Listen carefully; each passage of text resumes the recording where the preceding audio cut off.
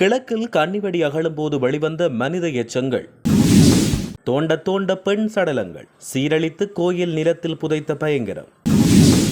செம்மணி மனித பேரபலத்துக்கு நீதி கோரி ஆஸ்திரேலியாவில் எதிர்ப்பு ஆர்ப்பாட்டம் முன்னெடுக்கப்பட உள்ளது.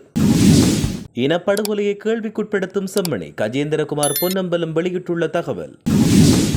ஈஸ்டர் தாக்குதல் சூத்திரதாரிகள் அனைவருக்கும் தண்டனை நிச்சயம், நீதி அமைச்சர் தெரிவிப்பு. மஹிந்தவின் விஜயராம மாளிகைக்கு எம்பிக்கள் ரகசிய விஜயம்.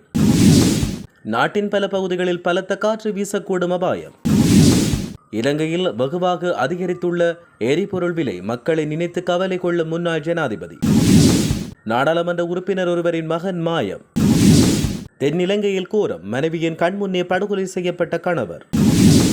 யாழ்ப்பாண யுவதி கட்டுநாயக்க விமான நிலையத்தில் கைது. தொடர்பென விரிவான செய்திகள். திருகோணமலை சம்பூர் கடற்கரையோரமாக கன்னிவெடி அகழும் பணியில் ஈடுபட்டுக் கொண்டிருந்த போது மனித எச்சங்கள் வெளிவந்ததாக தகவல் தெரிவிக்கப்பட்டுள்ளது. சம்பூர் சிறுவர் பூங்காவை அண்மித்துள்ள கடற்கரையோர பகுதியில் கடந்த ஒரு வார காலமாக கன்னிவெடி அகழும் நிறுவனம் தங்களுக்குரிய தளபாடம் மற்றும் பொருட்களுடன் முகாமிட்டதோடு கன்னிவெடி அகழும் பணியை ஆரம்பித்தது. இந்நிலையில் இன்று குறித்த பகுதியில் மனித எலும்புக்கூடுகள் கண்டுபிடிக்கப்பட்டதை அடுத்து நீதிமன்ற கட்டளையை பெறுவதற்காக குறித்த பணி இடைநிறுத்தப்பட்டுள்ளது. சம்பூர் படுகொலையின் நினைவாக அமைக்கப்பட்ட தூபியை அண்மித்த பகுதியில் அகழ்வு பணி மேற்கொண்ட போதே மனித எலும்பு பாகங்கள் கண்டுபிடிக்கப்பட்டுள்ளதாக தெரிவிக்கப்பட்டுள்ளது. இந்தியாவின் கர்நாடக மாநிலம் தர்மஸ்தலாவில் கோயில் அருகில் 100க்கும் மேற்பட்ட பெண்கள் கொடுமையான முறையில் கொலை செய்யப்பட்டு புதைக்கப்பட்டுள்ளமை பரபரப்பை ஏற்படுத்தியுள்ளது.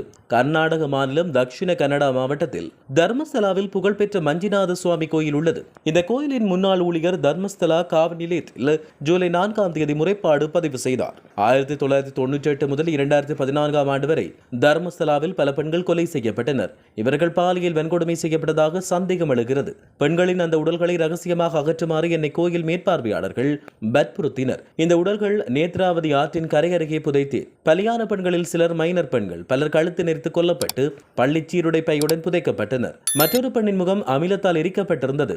சிலரின் உடல்களை தகனம் செய்ய வற்புறுத்தப்பட்டேன். முழு விவரங்களை நான் வெளியிட தயாராக இருக்கின்றேன். ஆனால் என் குடும்பத்துக்கு பாதுகாப்பு தேவை.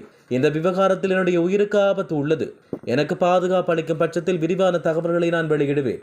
பெங்களூரை சேர்ந்த சட்டத்தரணிகள் ஓஎஸ்வி கவுடா மற்றும் சச்சின் தேஷ்பாண்டே ஆகியோர் உதவியுடன் காவல் நிலையத்தில் முறைப்பாடு அளித்துள்ளேன் என குறிப்பிட்டார். கோயில் மாஜி ஊழியரின் புகார் என்பதால் தர்மஸ்தலாவில் இது பெரும் பரபரப்பை ஏற்படுத்தியுள்ளது.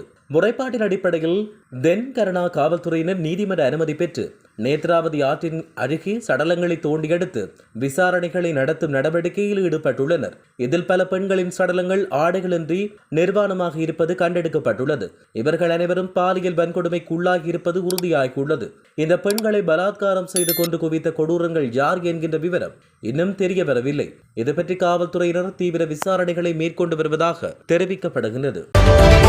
செம்மணி மனித புதைகுழி பேரபலத்துக்கு நீதி கோரி ஆஸ்திரேலியாவில் சர்வதேச கவனஈர்ப்பு பேரணி ஒன்று முன்னெடுக்கப்பட உள்ளது.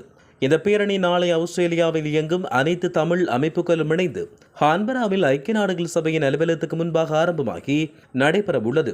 இதன்படி இந்த பேரணி மதியம் 12 மணிக்கு ஸ்ரீலங்கா தூதரகத்துக்கு முன்பாக ஆரம்பித்து பன்னாட்டு தூதரகங்கள் மற்றும் ஐநா தூதரகம் வழியாக சென்று ஆஸ்திரேலியா வெளிவிவகாரத்துறை அமைச்சர் அலுவலகத்தில் முக்கிய கோரிக்கைகள் அடங்கிய மனு கையளிக்கப்பட்டு நிறைவடையும் என தெரிவிக்கப்பட்டுள்ளது. செம்மணியை பிரித்து போர்க்காலத்தில் இடம்பெற்ற விடயங்களை பிரித்து வைப்பது பாதிக்கப்பட்ட மக்களுக்கு மிகப்பெரிய பின்னடைவை ஏற்படுத்தும் என நாடாளுமன்ற உறுப்பினர் கஜேந்திரகுமார் பொன்னம்பலம் தெரிவித்தார். யாழ்ப்பாணத்தில் இடம்பெற்ற ஊடகவியலாளர் சந்திப்பில் அவர் இவ்வாறு தெரிவித்தார். பொறுப்புக்கூறல் என்பது மிக பெரும் கேள்விக்குறியாக மாறியுள்ளது. உங்களுக்கு தெரியும், ஐநாவின் மனித உரிமை ஆணையாளர் இலங்கைக்கு விஜயம் மேற்கொள்ள உள்ளார் என்று கிட்டத்தட்ட 2 மாதங்களுக்கு முன்னர் எங்களுக்கு அறிவித்தார்கள். வார ஒரு நோக்கம் இருப்பதாக எங்களுக்கு சொல்லப்பட்டது. அப்படி சொல்லப்பட்ட நிலையில் வடகிழக்கு சேர்ந்த மனித உரிமை அமைப்புக்குள் ஐநா மனித உரிமை ஆணையாளரின் அலுவலகத்திற்கு கடிதம் ஒன்றை அனுப்பி வைத்தன. குறிப்பாக அந்த கடிதத்தில் தமிழ் தேசிய கூட்டமைப்பின் தலைவராக இருந்த சம்பந்தன் அவர்களும் கையெழுத்திட்டிருந்தார். மனித உரிமை விடயத்தில் உறுதியாக இணைந்து பயணிக்க அத்தனை அமைப்புகளும் கைச்சாத்திட்ட கடிதம் அது. இன்றைக்கு நீங்கள் பார்த்தீர்களானால் அந்த கடிதம் இன்று மிகவும் பொருத்தமான ஒரு கடிதம். உண்மையில் தமிழ் மக்களின் பொறுப்புக்குரல் விடயம் 100க்கு 100% நாங்கள் ஏற்றுக்கொள்ளக்கூடிய ஒரு கடிதமாக அது காணப்படுவதாக கஜேந்திரகுமார் பொன்னம்பலம் குறிப்பிட்டார். உயிர்த்த ஞாயிறு குண்டு தாக்குதல்களின் சூத்திரதாரிகள் அனைவருக்கும் தண்டனை கிடைத்தே தீரும் என நீதி அமைச்சர் கர்ஷன நாணயக்கார தெரிவித்தார். உயிர்த்த ஞாயிறு குண்டு தாக்குதல்கள் தொடர்பான விசாரணைகள் தொடர்பில் அவர் இவ்வாறு வெளியிட்டார். அவர் மேலும் தெரிவிக்கையில், தேசிய மக்கள் சக்தியின் ஆட்சி கொலை குற்றவாளிகள், லஞ்ச ஊழல் மோசடியாளர்கள் எவரும் தப்பிக்க முடியாது. அனைத்து குற்றவாளிகளும் கைது செய்யப்பட்டு சிறையில் அடைக்கப்படுவார்கள். உயிர்த்த ஞாயிறத்தினர் குண்டு தாக்குதலோடு தொடர்புடைய எவரையும் அரசு பாதுகாக்காது. இந்த தாக்குதல்களால் பாதிக்கப்பட்ட மக்களுக்கு மது ஆட்சியில் நீதி கிடைத்தே தீரும் என்றும் அவர் இதன்போது தெரிவித்தார். முன்னாள் ஜனாதிபதி மஹிந்த ராஜபக்ஷ தங்கியுள்ள விஜயராம மாவட்டத்தில் உள்ள அரச மாளிகைக்கு மொட்டு கட்சியின் சில நாடாளுமன்ற உறுப்பினர்கள் விஜயம் செய்து வருகிறார். கடந்த காலங்களில் மொட்டு கட்சியின் உயர் பதவியில் இருந்த சிலரும் பின்னர் ஐக்கிய தேசிய கட்சிக்கு ஆதரவளித்தவர்களும் சென்று வருவதாக தெரிவிக்கப்பட்டது. அதை தவிர தற்போது எதிர்க்கட்சி தரப்பில் உள்ள 2 அல்லது 3 உறுப்பினர்களும் ரகசிய சந்திப்புகளை மேற்கொள்ள திட்டமிட்டுள்ளதாக கூறப்படுகின்றது. பலத்த காற்று தொடர்பில் வளிமண்டலவியல் திணைக்களம் எச்சரிக்கை அறிவிப்பொன்றை வெளியிட்டுள்ளது. அதன் அடிப்படையில் மேல் சப்ரகமுவ, மத்திய, தென், வடமேல் மற்றும் வடமத்திய மாகாணங்களுக்கு இந்த எச்சரிக்கை விடுக்கப்பட்டுள்ளது. இன்று காலை 10 மணிக்கு வெளியிடப்பட்ட இந்த எச்சரிக்கை நாளை காலை 10 மணி வரை செல்லுபடியாகும் என தெரிவிக்கப்பட்டுள்ளது.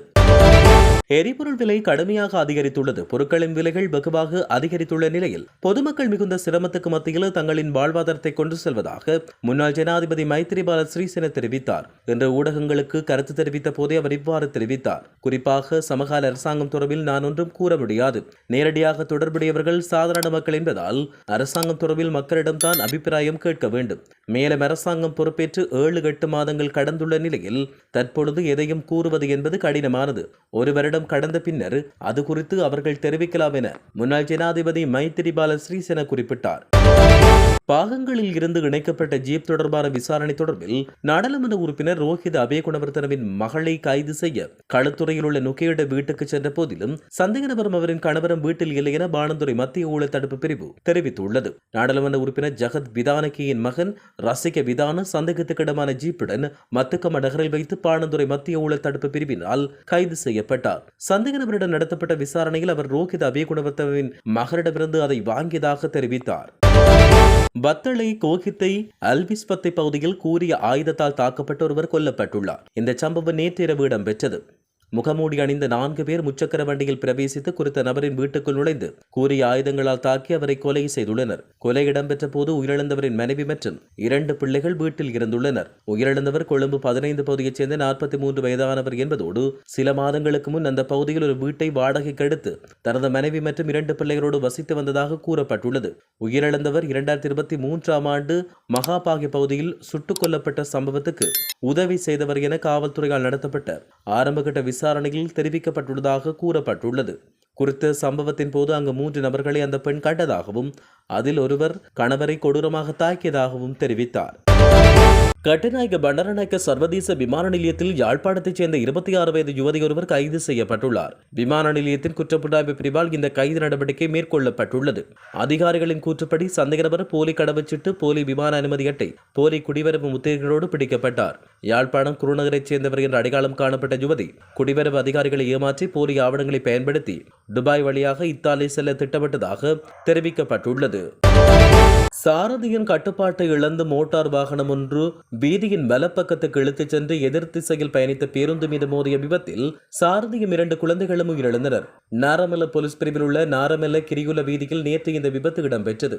9 மற்றும் 11 மாதங்களேயான 2 குழந்தைகளும் 38 வயதுடைய சாரதியும் உயிரிழந்துள்ளதோடு இவர்கள் திவுல்விப மகவ பகுதியைச் சேர்ந்தவர்கள் என போலீசார் தெரிவித்தனர். விபத்தில் பேருந்தின் சாரதி, நடத்துனர் மற்றும் பயணி ஒருவரும் காயமடைந்து தம்பதினிய வைத்தியசாலையில் சிகிச்சை பெற்று வருகின்றனர். நாரமல போலீசார் இது தொடர்பிலான மேலதிக விசாரணைகளை மேற்கொண்டு வருகின்றனர்.